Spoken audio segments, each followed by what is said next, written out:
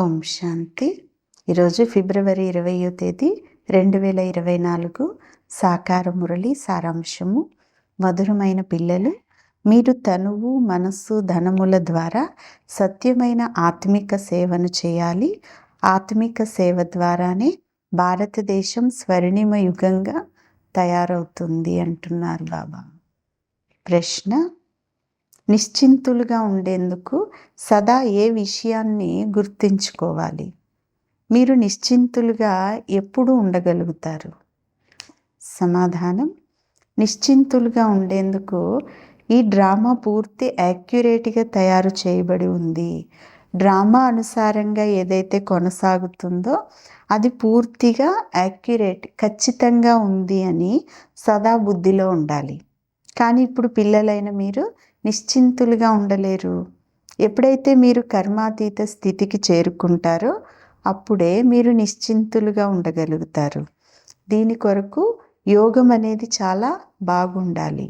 యోగి మరియు జ్ఞాని పిల్లలు దాగి ఉండరు అంటున్నారు బాబా. మంచిది. మధురాతి మధురమైన అపురూపమైన పిల్లలకు తల్లి, తండ్రి, బాప్దాదాల యొక్క ప్రియ స్మృతులు మరియు గుడ్ మార్నింగ్. ఆత్మిక తండ్రి, ఆత్మిక పిల్లలకు నమస్తే. ఆత్మిక పిల్లలు ఆత్మిక తల్లి, తండ్రికి ప్రియ స్మృతులు, గుడ్ మార్నింగ్ మరియు డబల్ నమస్తే.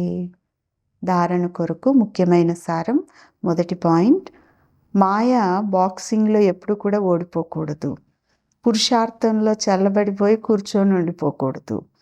ధైర్యంని ఉంచి సేవ చేయాలి. రెండవ పాయింట్: ఈ డ్రామా ఖచ్చితంగా తయారైంది కావున ఏ విషయాన్ని గురించి కూడా చింత చేయకూడదు. కర్మాతీత స్థితిని పొందేందుకు ఒక్క బాబా స్మృతిలోనే ఉండాలి. ఏ దేహదారులకు కూడా దాసులుగా అవ్వకూడదు.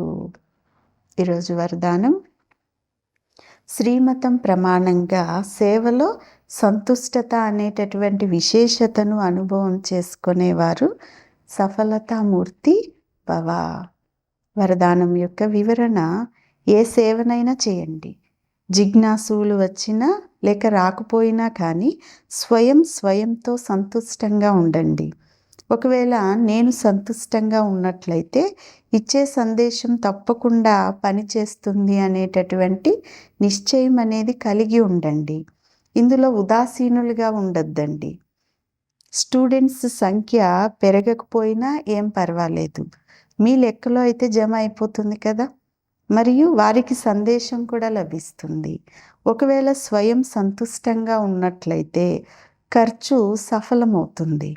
శ్రీమతం ప్రమాణంగా కార్యం చేసినట్లయితే శ్రీమతాన్ని గౌరవించటం కూడా సఫలతామూర్తులుగా అవ్వటమే అంటున్నారు బాబా.